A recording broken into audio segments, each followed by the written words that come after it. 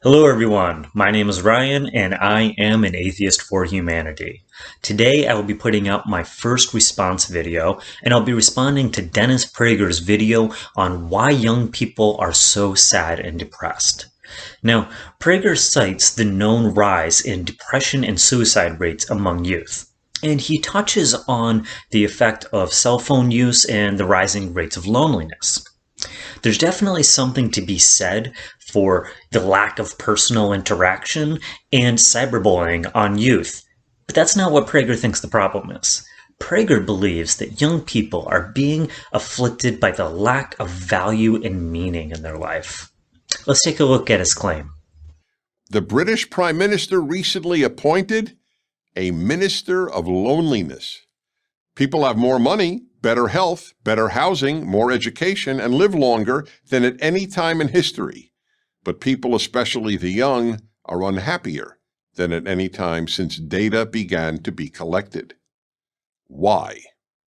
There are any number of reasons: increased drug and opioid addiction, less human interaction because of constant cell phone use, and young people's fears for their future are the most widely offered explanations. But the biggest reason is the loss of values and meaning. Okay, so Prager has stated the problem and his explanation for why. But right off the bat, I want to let you know that when Prager says the real reason is the loss of meaning and values, this is completely his own idea. I can't find any academic or scholarly articles that associate the growing rates of depression and suicide with anything that Prager talks about. So right off the bat, he's making unfounded claims. And I want to add that Prager's comments on the standard of living are extremely misleading. People don't have more money than they've ever had before. That's just not true. Rich people have more wealth than ever before, and income inequality in America is greater than it's ever been. The conditions that bring happiness with the quality of life are not simply compared to the past, but they're relative to the era that you live in.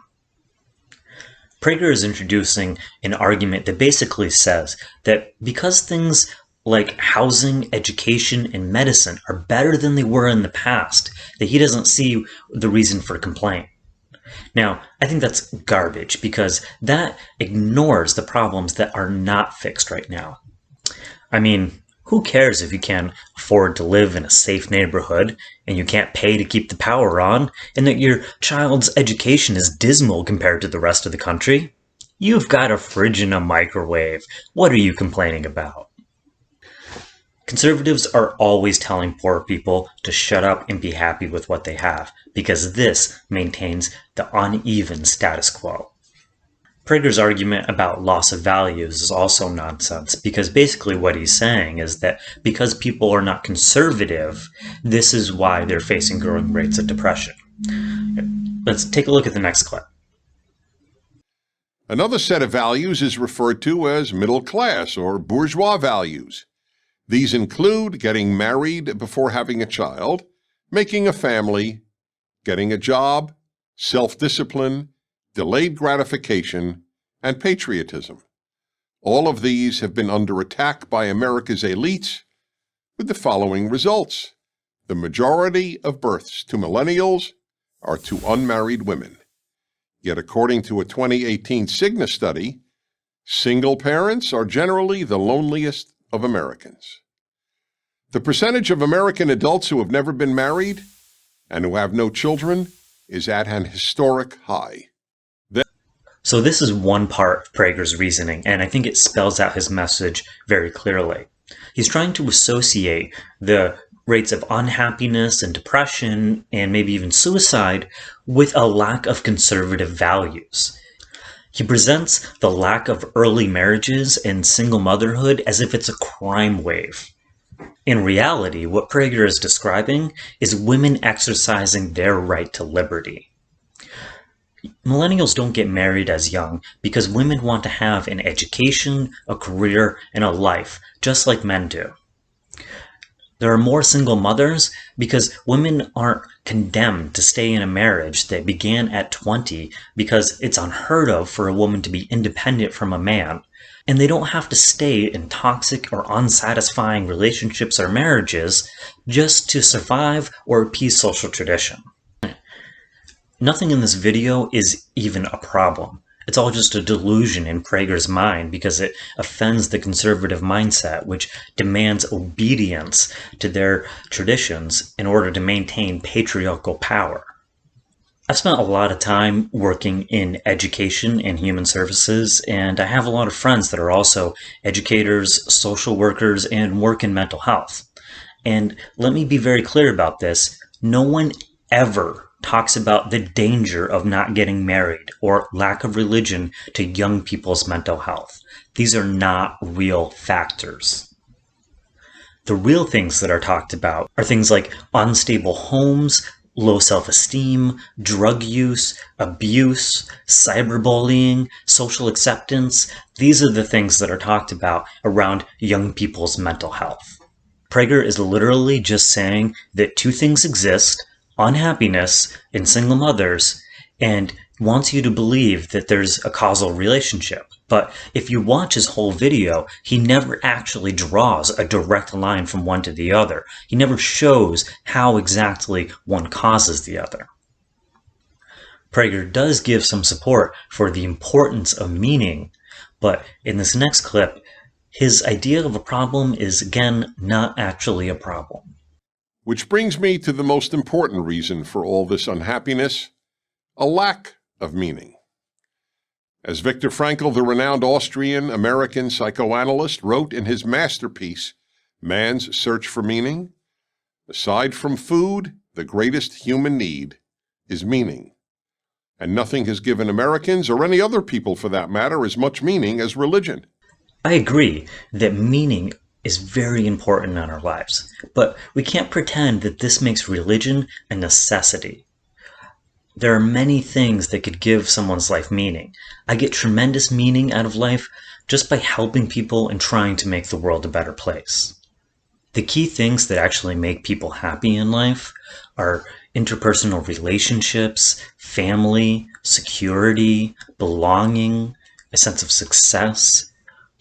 Personally, I'm elated and joyful to not be a part of religion anymore. It has not been a negative in my life in any way. And it's true that religion has played a strong social role in our society. But it's ridiculous to say that leaving that specific social outlet is bad for society, as if it can never be replaced. Prager suggests that the decline in Christianity may be the single most important factor in the rise of sadness and loneliness in America. Again, he's just stating that two things exist, and he can't show a causal link between them. However, as religion declined throughout the 20th century, human rights were increased, and this can be clearly seen in the development of women's rights and the rights of LGBTQ people. Religious patriarchal views have always decreased the happiness of many, and this can be proved in the fact that religion has always been in direct opposition to the development of those civil rights. As the suffragette Elizabeth Stanton said, "The individuality of a woman, the little she ever possessed, is obliterated by marriage." So, Prager, the rejection of your values has brought more happiness to the world. What aggravates me most about Prager's video, though, is the end. Check this out. Why are so many young people depressed, unhappy, and angry? It's not capitalism, or income inequality, or patriarchy, or even global warming. It's having no religion, no God, and no country to believe in. I just have to say, fuck you, Dennis Prager.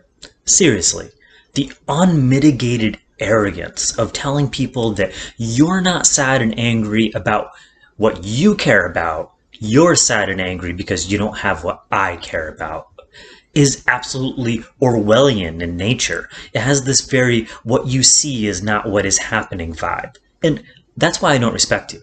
So I want to end this video by touching on those topics and talking about why this is absurd. Let's revisit that idea earlier about standard of living being relative. Capitalism, as a system, is designed so that the majority are poor and struggling. Income inequality is by design. It's not an unfortunate mistake. So don't tell me that I'm not angry because college costs twice as much, jobs pay relatively less than the past with inflation, healthcare is unaffordable, and the rich are hoarding more money than ever before. This is such a textbook patriarchal statement for an old white man to be telling everyone that you're not actually mad about the patriarchy. Yes, people, especially women, are mad about the patriarchy because smug trash like Prager are still trying to control their narrative. Women's lives today are much better than in the past, and that is a direct result of fighting the patriarchy. Climate change. You're right, we're not mad about climate change. We are livid. Let me give you an example that explains how impossibly irate we are. Imagine that you live in an Iroquois-style longhouse that is all closed in. Inside that longhouse is all the living space that exists. No one can exist outside of the longhouse. However, some people have chosen to juggle with fire sticks and are constantly hitting the roof and lighting it on fire. No matter how much we scream and yell at you to stop, you refuse to stop. And furthermore, there are people sitting all around the longhouse as the roof falls down on top of them, and they're saying, I don't see what the problem is. That is the impossibly infuriating situation that we find ourselves in. And it's par for the course for you to be out there telling people that they're not mad about that, because that matches the insanity of climate change in general. So thank you. I can't say whether these directly add to the increased rates of depression and suicide among young people, but I can say that younger generations are overwhelmingly unhappy with where we stand with these issues. At the beginning of Prager's video, he mentions fear of one's future. Now, lack of religion doesn't cause fear for one's future on Earth. What does is stressful economic conditions and declining environmental conditions. And these are things that younger generations express fear over constantly.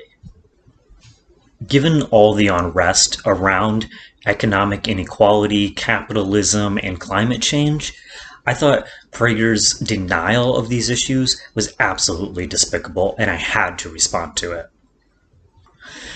I want to thank everyone for watching. I especially want to thank the couple people who are the first to support me on Patreon.